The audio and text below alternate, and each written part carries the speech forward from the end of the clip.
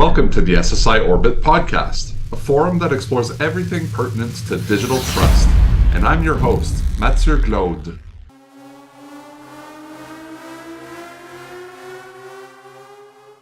So, Scott, it's been about 3 years since we last did a podcast together, which is kind of crazy. I think the last time we did this was in late 2022.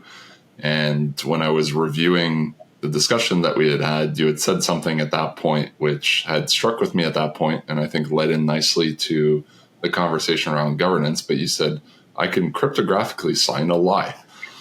And so I think that statement altogether kind of cuts to the heart of what you're trying to solve, what we're all trying to solve. And so before we dive into any specifics of any projects in particular and advancements that have happened over the past few years since our last conversation, can you maybe restate for our listeners why cryptography alone isn't enough? Right. So, cryptography helps a lot. And first of all, thank you, Matthew, for letting me join. I mean, you're the velvet voice of digital identity, so it's just my pleasure to be here. So cryptography can help make valid claims and based on the nature of private and public keys. However, what you're making a claim about isn't solved necessarily by cryptography. And so what you can do is, when you make a claim, as long as you have control of your private key, which is very key in the cryptography field, then others can validate that it came from you based on the private key pair that's attached to it. And so you can make that claim. And the other claim that you can make is that since the time that you've made the claim, it hasn't been altered, because you can do a cryptographic proof to match what you're seeing today based on what was derived by cryptography. What would that mean? What would that mean, Scott, for just an everyday user of the internet, maybe not being quite familiar with public private key cryptography? Like, how does that apply to just everyday use of the internet? Right. And so, there's a lot of things happening in the background when you're using the internet.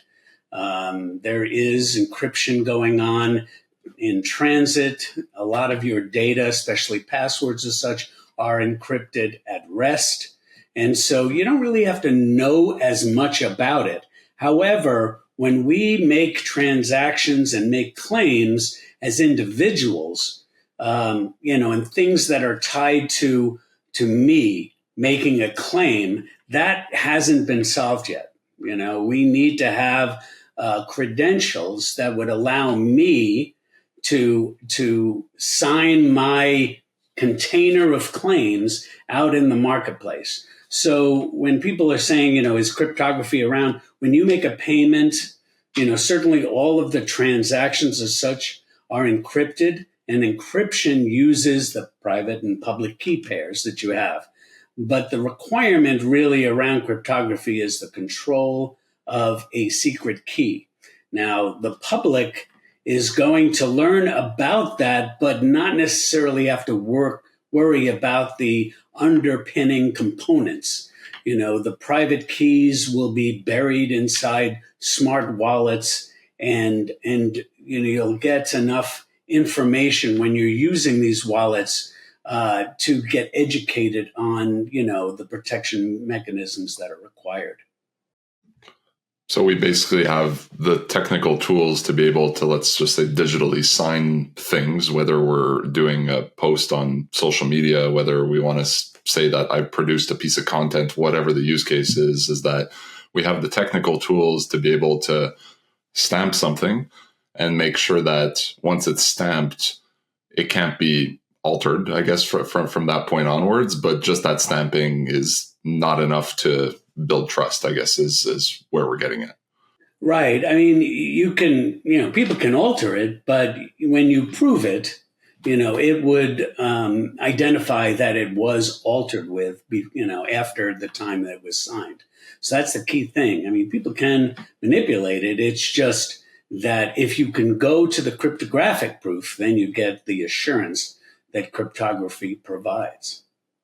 And it seems like since we last recorded the podcast a few years ago, there's been mass adoption. I think the monthly active users of all these different AI tools has just ballooned.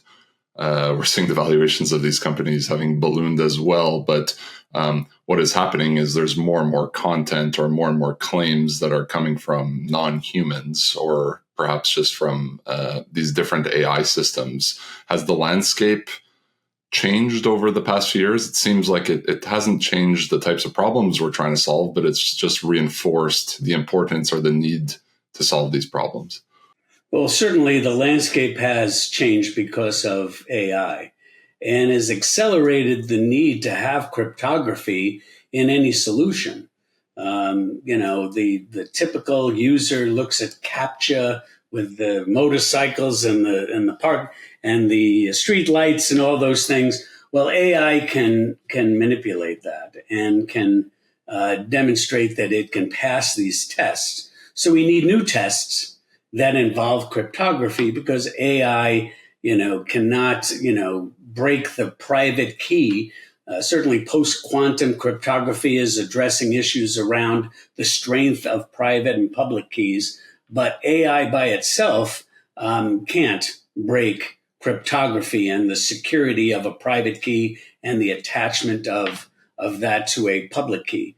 And so we're good around using all the cryptography as long as we advance ourselves to new types of cryptographic algorithms, which are being developed today, sponsored and driven mostly by the National Institute of Standards and Technology, NIST, is driving a lot of those new algorithms, and hopefully they will be applied to a lot of the activities that we'll be doing in the next few years. So one of the projects that you started looking at in the past few years is the C2PA. And we've had conversations about that on this podcast before. I think we had Eric Skoughton on to talk about that a little bit definitely over a year ago or so. But it seems that one of the biggest issues that people are trying to solve online is just, am I able to trust a piece of content? And that's a large question, but you start to get some sub questions of like, how do I know if this piece of content is AI generated or human generated? Or even, how do I know that this piece of content is actually coming from the source and wasn't altered or wasn't deepfaked? And so it seems like this type of problem has become a widespread problem for basically everyone. My parents, anyone that uses the internet is faced with these problems of they don't really know how to interpret content that's being presented to them. And there's maybe been like a loss of trust definitely around that because you don't really know what you're looking at and if it's truthful in whatever sense truthful means to you. But so this C2PA project you got involved with within the past few years has kind of aimed to solve some of these problems, both, and we can maybe go deeper into this, but both from a product's perspective. And I just want to try to tie this back to how do we build trust in what softwares or hardwares are producing by using some of these technical cryptographic implementations, and then why those alone aren't enough for the product side. But then I think this could be a very large conversation, but then how that flows to the end user, to the person, and then to the individual content creator. So maybe we could start by tying back and maybe giving a bit of a background on, again, like what is the C2PA? What are the different elements of that? Why you got involved with it? And then how it's been implementing some of these technical protocols to try to help solve these trust problems when it comes to the provenance of digital assets. Right. So, I mean, a similar kind of theme came up a number of years ago when people didn't really understand or know, and wasn't reported, what they were eating. So what advanced is requirements to put nutrition labels on the food that we eat so that we had a clear understanding of all of the ingredients as well as some of the processes and some of the calorie counts and other types of metrics that we needed to know, so that when we ate something, we at least had full knowledge of the things that we're eating. And so that concept was applied to digital objects, because at this point, the advancement of AI and all of these tools, we do not, as humans, can decipher whether something came from AI or it came from, another product or such. And so we don't have that information. We have to get the transparency at the point of the creation of the asset.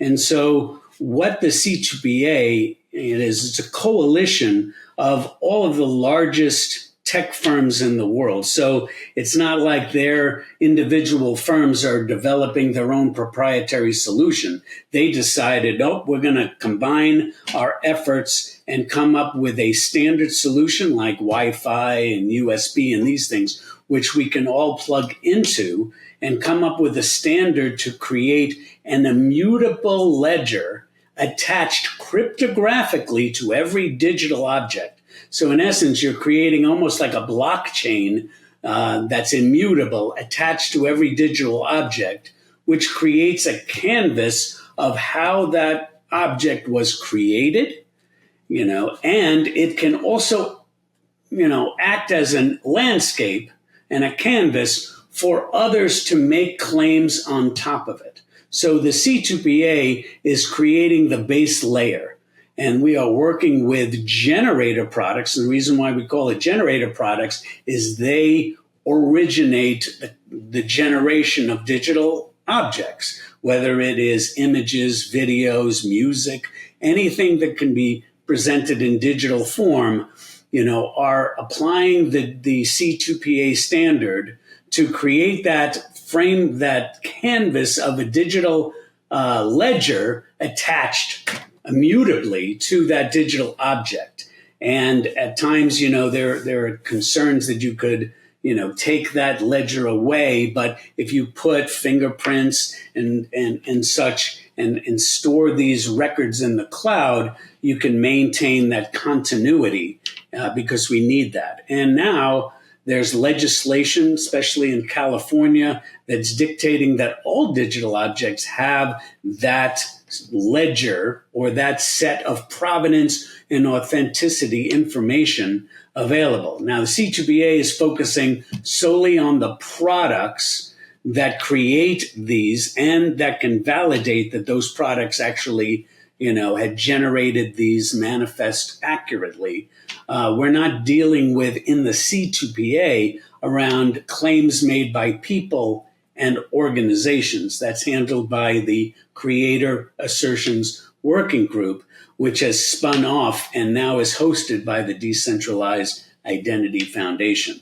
The C2PA wanted to focus only on products, and that's really what my involvement got in, is they wanted to create a conformance program of all of the product manufacturers that wanted to assert that they met the standards and did it in a secure way. And so they have to apply to the C2PA's conformance program with their products and sign legal agreements and assert that they are meeting the standard, as well as demonstrate that they have implemented their solution securely. Because we also have two levels of assurance. One, they can assert that it is a higher and more assured level of implementation.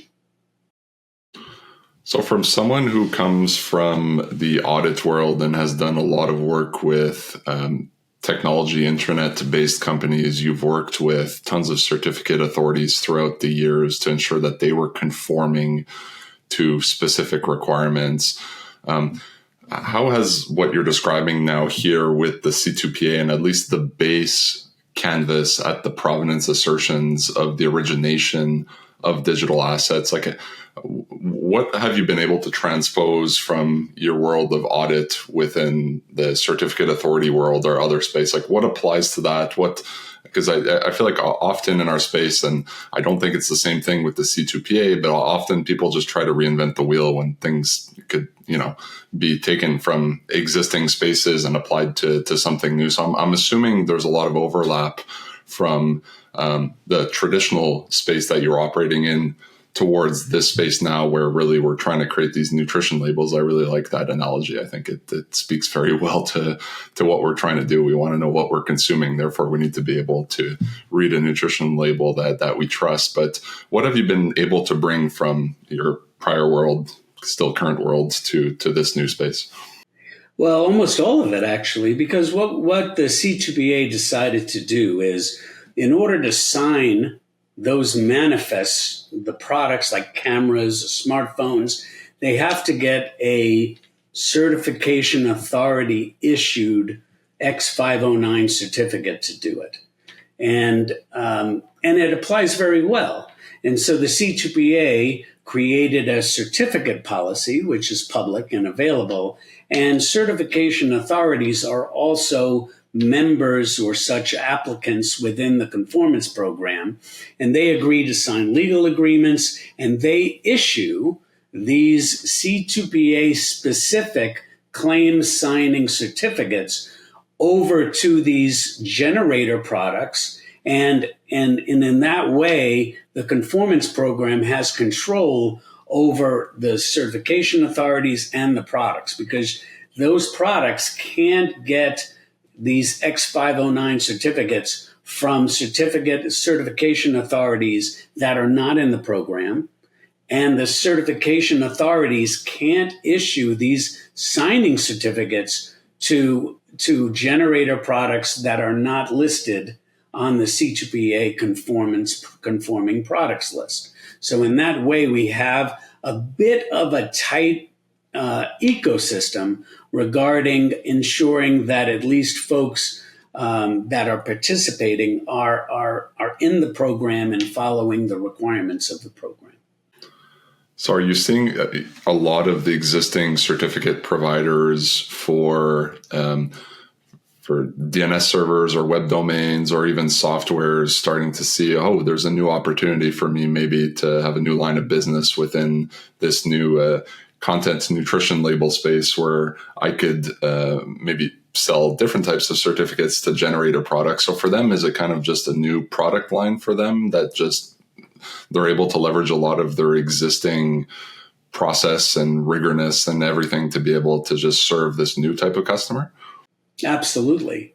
So, as of today, I can report there are 3 types of certification authorities within the program. They don't have to all be public CAs as those that are protecting web certificates. So we do have public CAs, and we just added DigiCert to our list, along with SSL.com, which was the first public CA that joined our program. But we also have what I would call self-serving certification authorities, and they come in 2 types. One is very robust, enterprise-wide certification authorities, those like Google. Google knows how to run a CA quite well and has lots of products, and they'll be serving their products in a demonstrable way.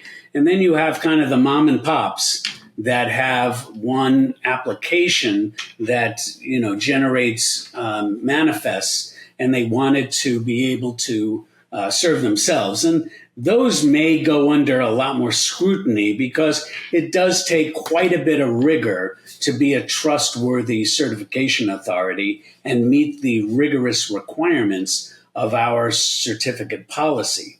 And so, we do ask more requirements of all of our CAs, and sometimes the brand new ones or the ones that are mom and pop don't know the kind of rigor that the public CAs have to go through as they satisfy web trust requirements or those in the the browser root programs. So, I'd say if you're wondering whether you should be a CA or not, I mean, unless you're an enterprise grade company that's issuing all these generator products, you probably want to get your certs from a public CA. So there's this cert policy for the CAs who are, I guess, on a trusted list that the C2PA maintains. And then that gives them the authority to issue these X509 certificates to products or to generator products, as you're referring to them. What is the work involved for a product to get one of these X509 certificates? What do they need to be able to demonstrate? Right. So if you're a generator product in the marketplace, first of all, you should have clear understanding of the C2PA content credential specification. And so the conformance program is starting at release 2.2, which is the current release. And, we've been working with an interim solution up until then, and that will be sunsetted by the end of this calendar year.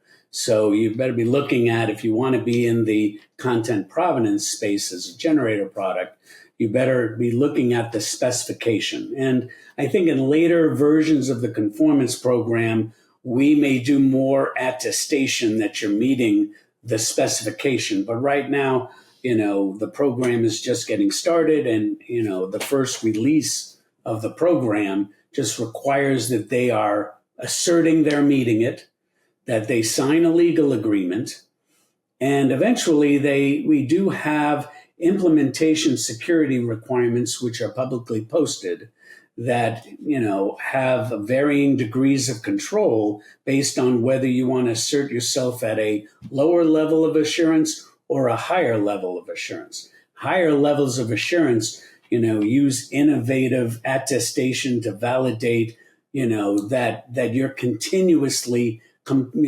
using mechanisms that we require, such as keeping your software patches up to date, and you could communicate that with certification authorities through attestation communication with them, and then dynamically they will give you certificates on an updated basis. Certainly, there will be more frequency of getting these certificates if you're at a higher level of assurance. And so you need to demonstrate from an architecture standpoint. We have a template, and you have to fill it out to demonstrate how you have architected not only your application, but all of the pieces of the application that you need, to apply a digital credential against it and signing cert, whether you're using even an outside signing organization to do it, that becomes part of what we call the target of evaluation. And so we're asking applicants to document and, what the environment is that is part of their generator product. And we're asking them to adhere to the requirements that we have for these levels of assurance. What are some generator products that have already completed the conformance program and have gotten these X509 certificates issued to them? I know we could talk about hardware organizations, software organizations. So I think it would be interesting to know who's already adopted this and is already on board, who are some examples. And then how do you see this evolving, maybe as a secondary question? Like, what are some types of organizations that you think maybe are not there now, but would benefit greatly or would be the next ones to come on board and adopt this, whether it's hardware, software providers, platforms, creative tools? There may be some different types of generator products that we're not even thinking about that could benefit from this. So we'd be interested to know kind of in terms of adoption, who's there now and where do you see it going? Right. So, what we've seen so far is a lot of the smartphone companies have come up early.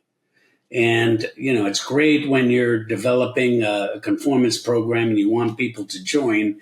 It's great when Google is the first company that goes whole hog in. And they have now 10 products including the Google Pixel 10. And so if you take a picture with a Google Pixel 10, it will create a manifest automatically. You don't even have to know it's happening, but you can create, you have that and create images that have the CR logo, which reflects that it was conformant with the C2PA. We also have, smartphones from Vivo and Xiaomi. They're from China. And you can see that the C2PA program is not just limited to the United States. We have applicants from all over the world. And so we anticipate that there's a lot of products that create digital images, such as cameras, sophisticated cameras, not necessarily the smaller ones, but cameras that are used in the field for the press industry, so that we, when someone takes a picture of a noted figure, they can automatically ensure that that picture, when it is taken, has provenance information attached to it. But I anticipate there'll be the music industry is looking into a lot of products that when they create music to automatically create that provenance data, as well as video and films. I'd say, as it moves forward and the technology gets advanced to more manufacturers, then we will see innovations come as we go. It's really what I've learned out of this process, and now I am the administrator of the program. I'm finding that we need to get more of this technology in the hands of consumers. Because once you do that, then the industry comes up with very innovative ways. There's certainly a lot of need in the marketplace for certain industries like insurance, and in the press and in marketing for brand management, because there's a lot of manipulation being done in the marketplace over actors and insurance fraud claims and, a lot that can be addressed by having this provenance data attached to these pictures and other images.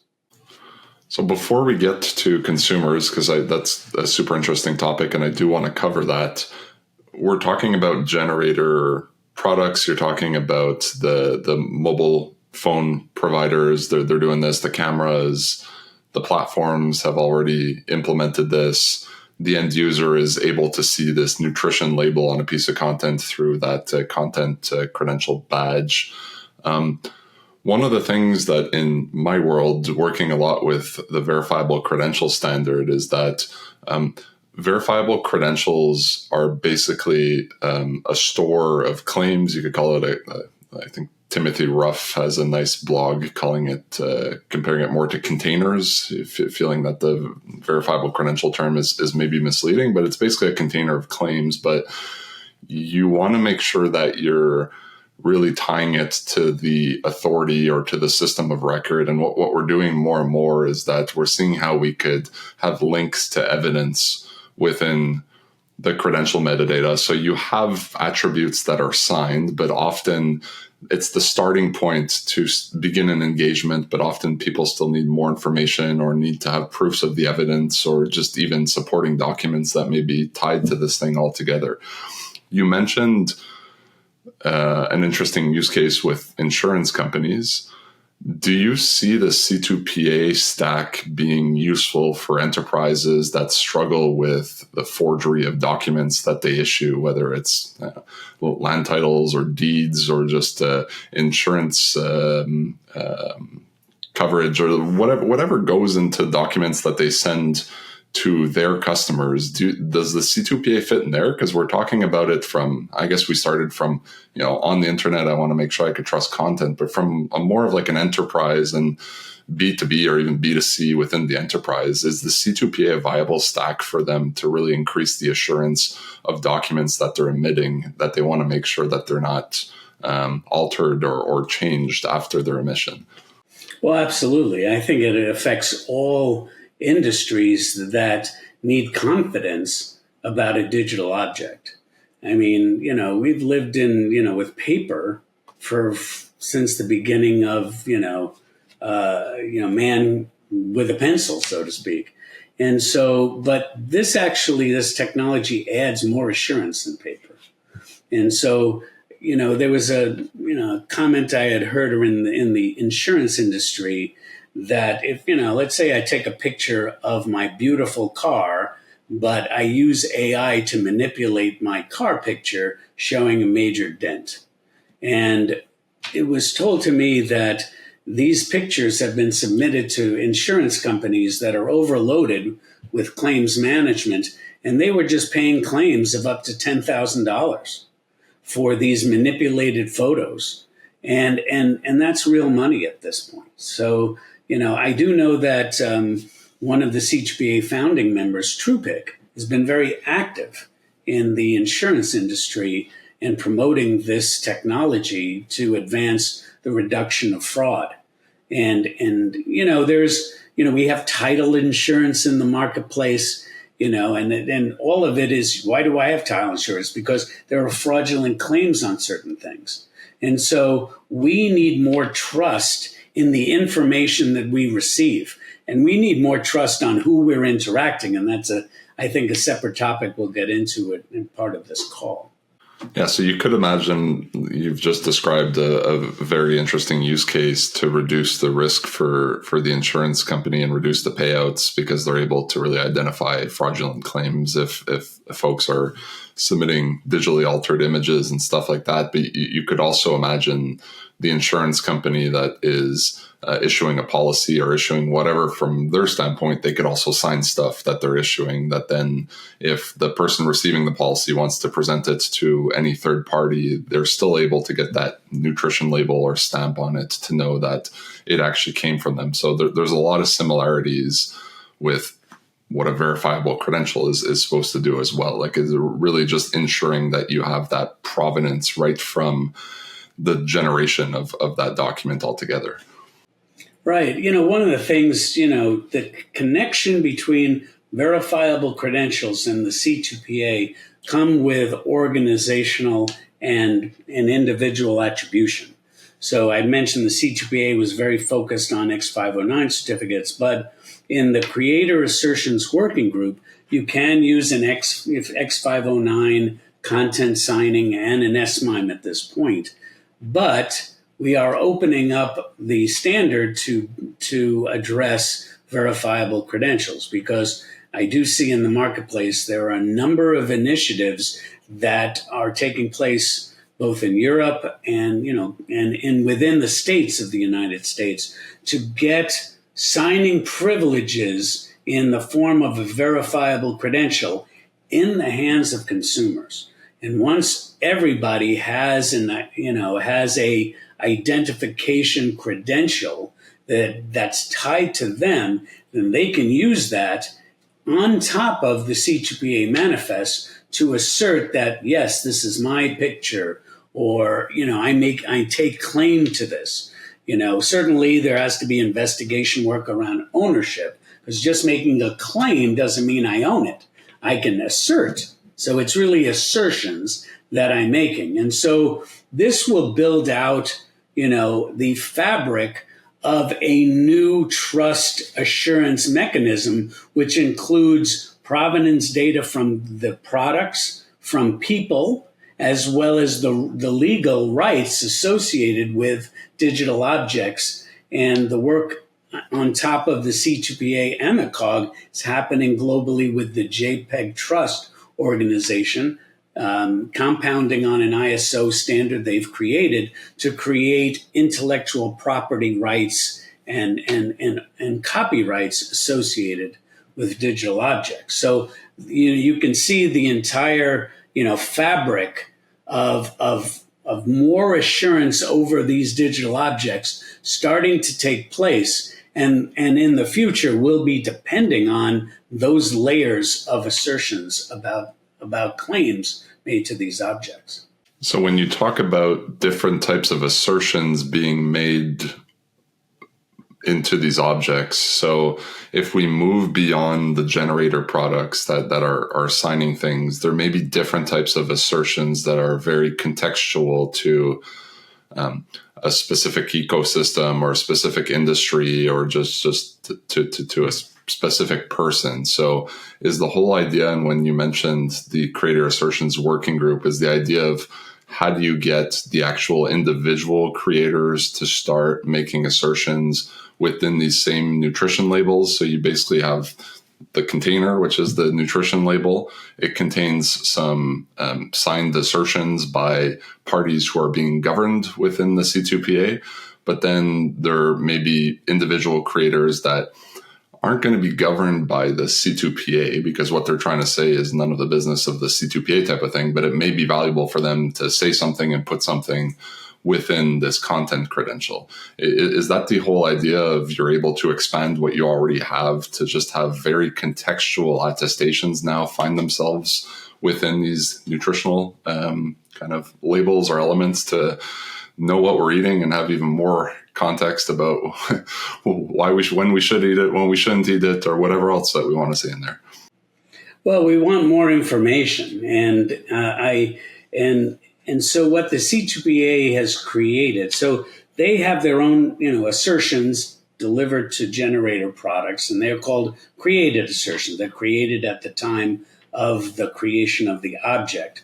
But the C2PA's specification leaves aside containers, I guess you could say it, which what they call gathered assertions can be put in, gathered over the lifetime of its life cycle, and those claims can be made by individuals, can be made by organizations, and so there are two flavors that we're working on in the Creator Assertions Working Group. One is the identity, who's making these claims, whether it's organizations, people, and such, and then what kind of claims would they make? And a lot of times, that's going to be added by industry.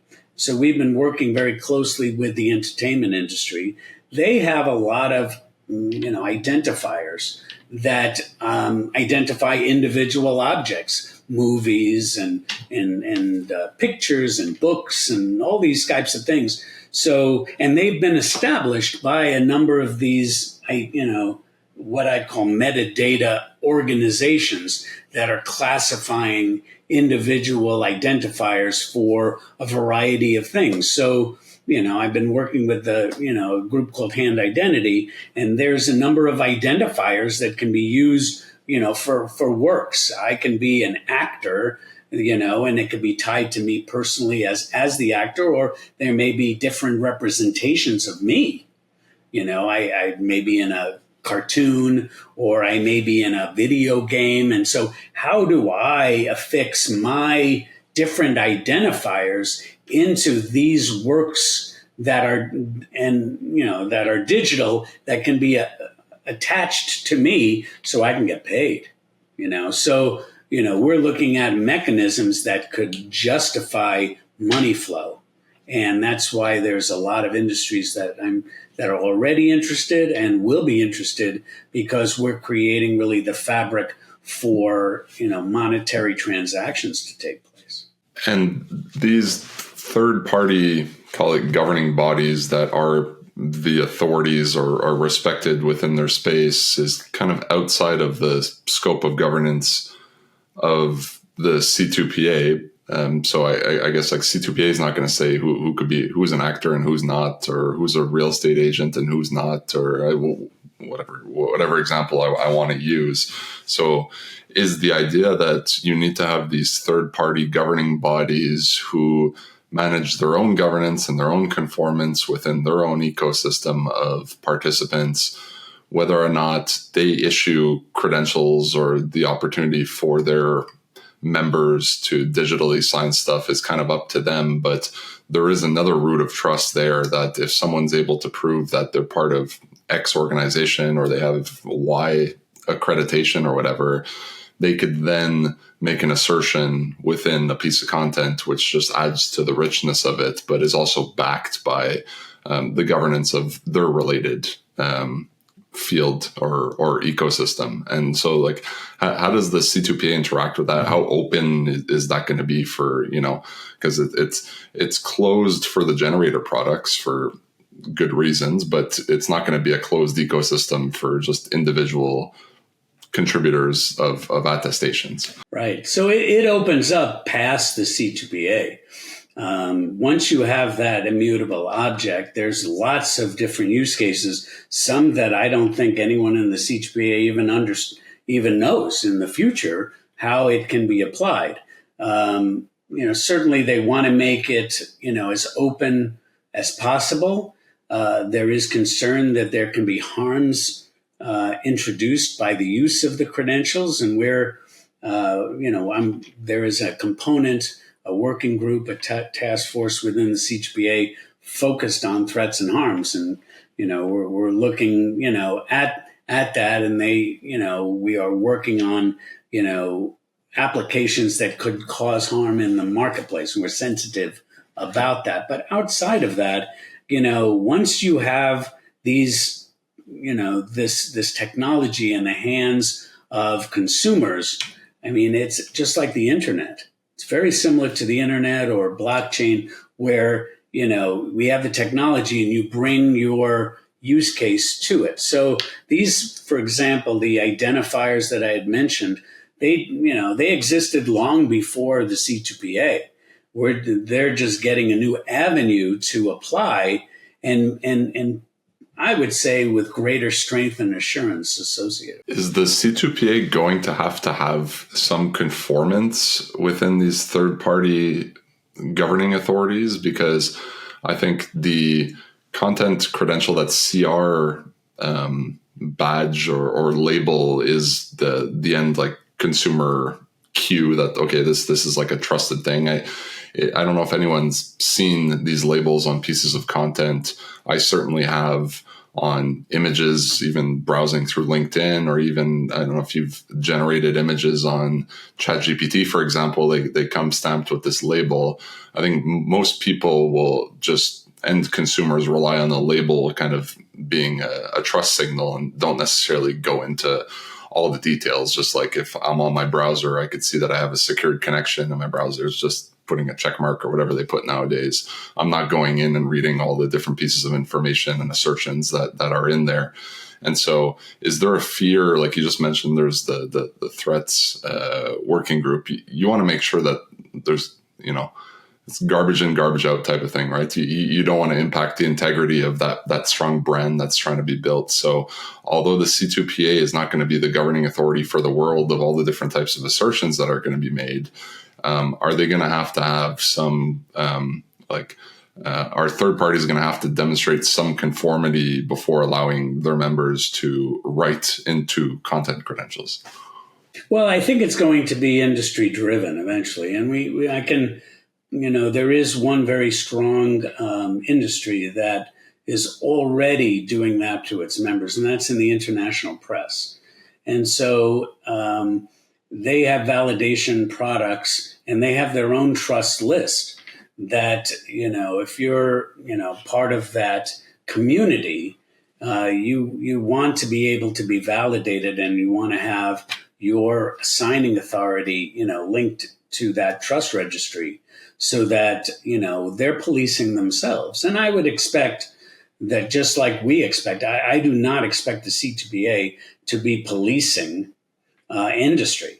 Industry needs to police itself just like it does today.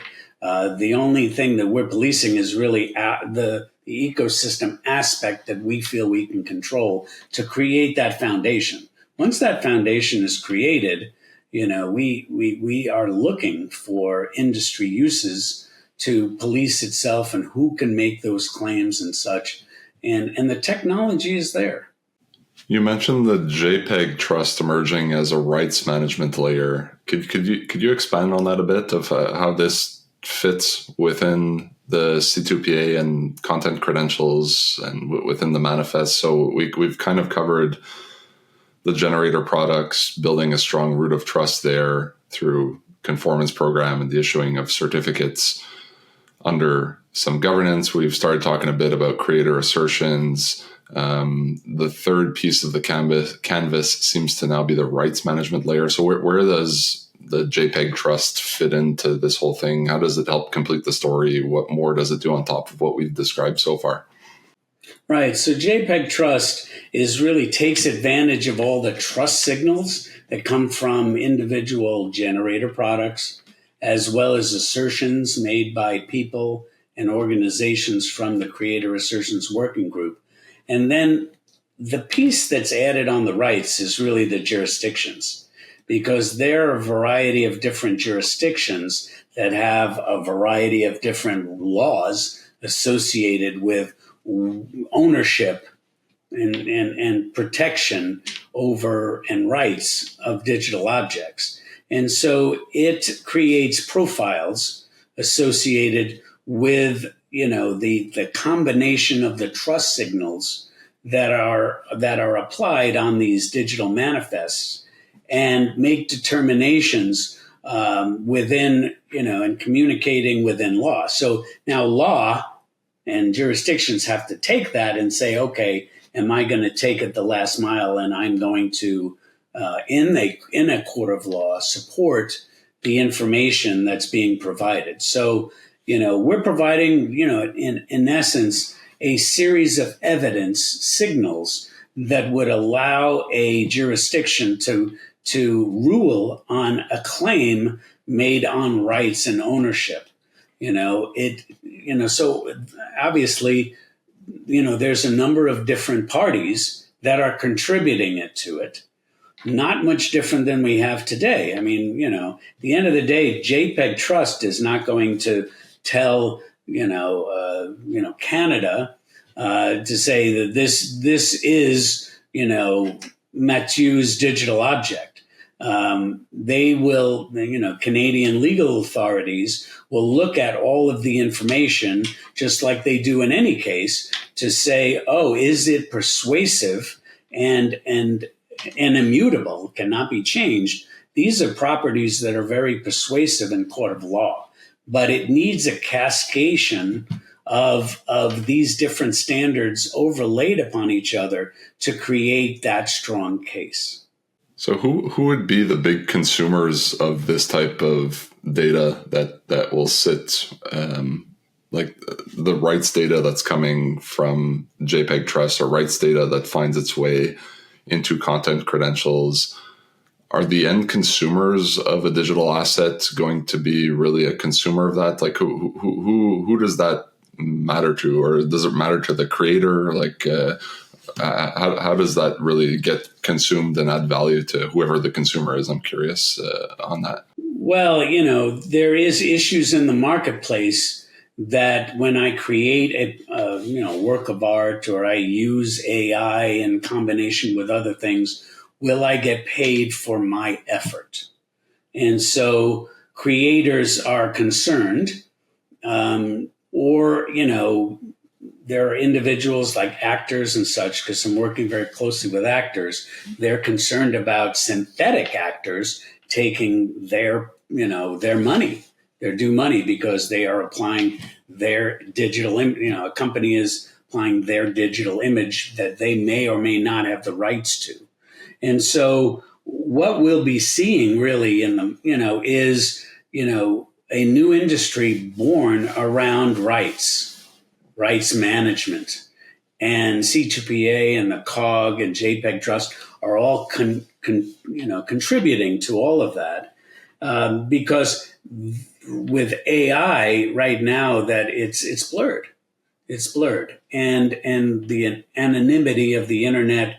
We don't know where transactions are coming from. So these are kind of efforts to try to gain some foundation around assurance and confidence around, the ownership of valuable assets. And you had mentioned, where is that happening? Well, you got to look at the money situation. So if there are a lot right now, we're, communicating, trillions of dollars of assets and value through the internet. And we need to get, a baseline additional layer of confidence to attach ourselves really to, really for jurisdictions around how money flows better. One case in point, and I got involved in an early stage around music industry. I mean, the music industry doesn't pay creators very well. there's two aspects of creators. There's the ones that record the music and ones that write songs. And Spotify actually, they were held accountable to pay all these folks, and they were saying, I can't find them because we didn't have that flow of ownership of, in this case, songs. And so, working with organizations like Switchcord and a new government agency, that has been established to try to find the rights of songwriters and such, are being implemented. And so you'll see a consistent movement around, and more of that happening around, rights associated with digital objects. Is it going to create more jobs for lawyers and administrators? Well, they have to be smarter. They have to understand the technology a little bit more. I don't know if it'll replace it. It's just going to, things will morph into a new way of bringing cases to court. There may be more cases initially. Obviously, with new technology, it has to kind of come to some stability point. And initially, there'll probably be a lot of cases that happen through the storming period of this new technology. What's your experience in building conformance programs for different clients of yours? And so you mentioned you're the administrator of the conformance program for the C2PA. Like, how do you go about doing that? And I think also to some organizations, it may seem cumbersome to get there. And I'm assuming that any industry group that wants to empower their members, whether it's actors or journalists or whatever, to really get their rights put into pieces of content, get different attestations put into pieces of content, they're all going to need to have some conformance to allow their own members to take certain actions or make certain assertions. So be curious to just understand how the journey has been for you setting up the conformance program, how it's being administered, and how it's, well, maybe it is a big lift or maybe it's not a big lift, but how it's probably an evolving kind of thing over time. It's not like you just do a whole lot of work and it's done and you're good to go. So it would be curious just hearing from your perspective as the administrator of the conformance program for the C2PA, like how do you go from zero to where you're at today? Well, it started as an auditor. I was a participant in major ecosystems. So as a web trust auditor, and I was part of the internet trust around issuing security certificates to websites.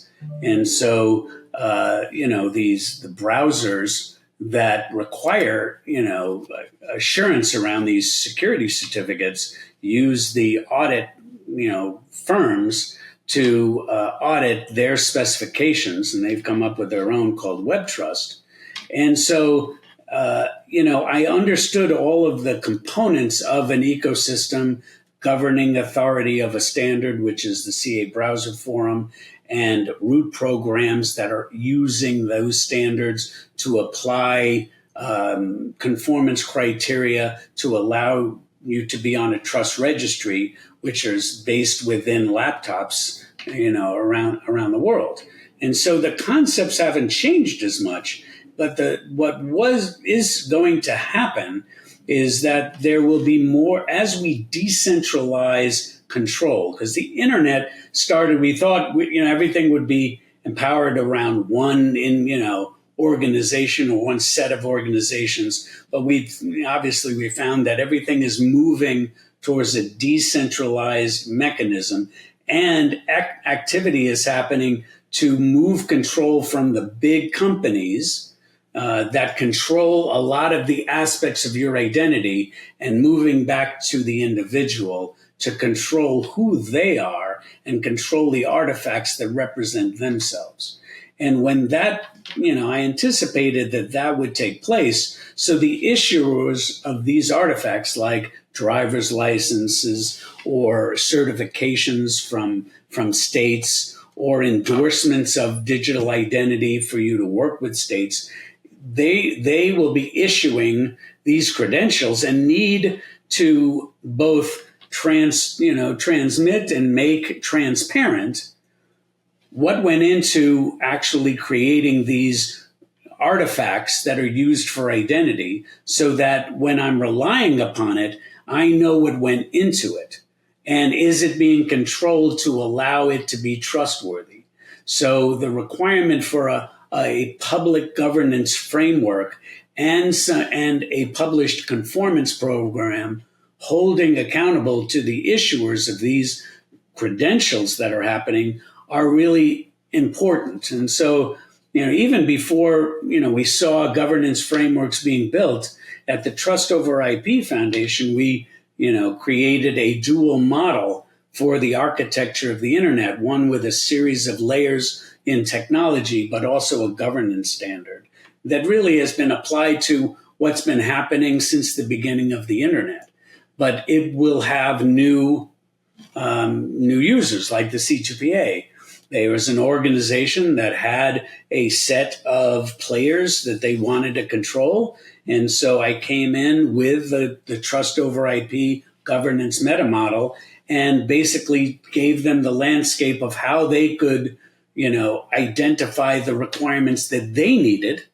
And other organizations are doing what they need. So it's not, the governance meta model doesn't specify all of the rules. It creates the areas for individual governing authorities to make their own rules against the risks that they see around the misuse of these credentials that get issued.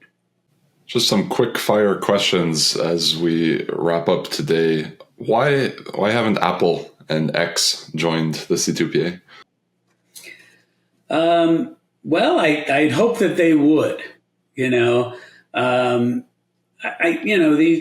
lot of organizations, they have a different posture. Sometimes they wait for other methodologies to come in. They wait for other products around. I think I was around at the beginning of the internet, and I was the external auditor for Microsoft.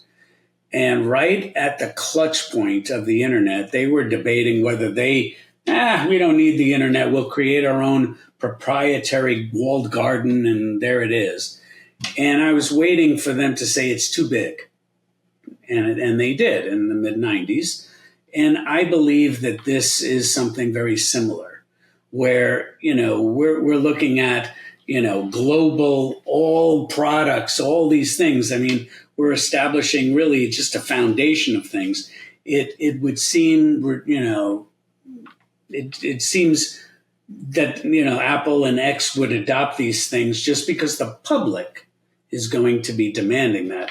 And that's the other aspect. I mean, we need to get this technology in the hands of people to create power and demand for other products to say, this is a good idea and I better invest in this, because if I don't, I'm going to be on the outside of the inside group, and I see that with Apple pretty consistently. They now are involved in mobile driver's license and digital identity, and so I think it's just a matter of time, as opposed to, this isn't going to fly.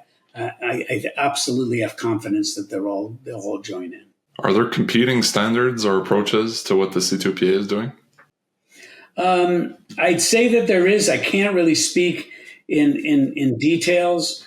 It's just because I think this is because we have, the majority of the tech firms that create content are all aligned in there. It creates a powerful coalition.